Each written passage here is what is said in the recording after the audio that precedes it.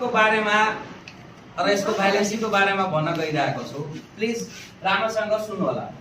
यो रेडिकलमा हाम्रो हाइड्रोजनबाट हाइड्राइड यहाँ प्लस भ्यालेन्सी 1 हुन्छ। त्यसपछि हाइड्रोक्साइड OH यसको भ्यालेन्सी कति हुन्छ? 1। फ्लोराइड फ्लोरिनबाट फ्लोराइड यसको रेडिकल यसको पनि भ्यालेन्सी 1 हुन्छ। क्लोराइड ब्रोमाइड आयोडाइड साइनाइड यो सबैको भ्यालेन्सी कति हुन्छ त? 1। त्यस्तै क्लोरेट के आयो?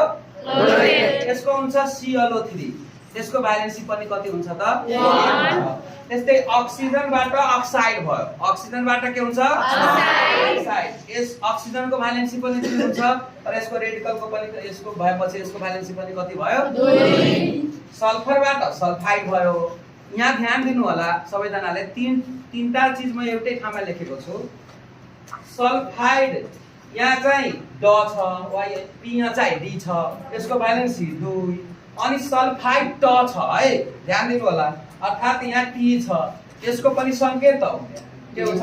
यसको चाहिँ SO यसको हुँदैन SO3 हुन्छ। सल्फाइडको कति हुन्छ त? SO3 अनि कति भयो यसको भ्यालेन्सी हाम्रो कति भयो त? 2। त्यसपछि सल्फेट भयो। के भयो? सल्फेट अनि सल्फेटको SO4 हुन्छ यसको भ्यालेन्सी पनि 2। मैले माथि साइन नदिए पनि लेखेको छु बुझ्नु होला। 2 भएपछि दुईटा माइनस हैन अनि 1 भएपछि एउटा माइनस हैन यस्तै। त्यसपछि अब यसमै हेर्नुस् सल्फेट आयो यसमा बाई लगाइसकेपछि अगाडि यथ जोड्नु होला। के जोड्ने? यथ अनि सल्फेटको सूत्र के भयो? SO4 अनि 1 भ्यालेन्सी घटाएर कति आयो? 1। यस्तै यहाँ थायोसल्फेट सिलिकेट क्रोमेट हैन दुईवटा भ्यालेन्सी मैले यहाँ प्रश्नलेखसम्म लेखेको छु। त्यसपछि कार्बोनेट CO3 अनि बाई कार्बोनेट गरेपछि फेरि यहाँ के आयो?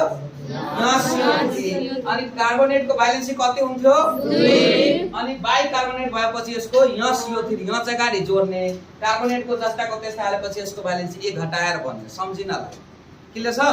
त्यस्तै नाइट्रोजनबाट के हुन्छ?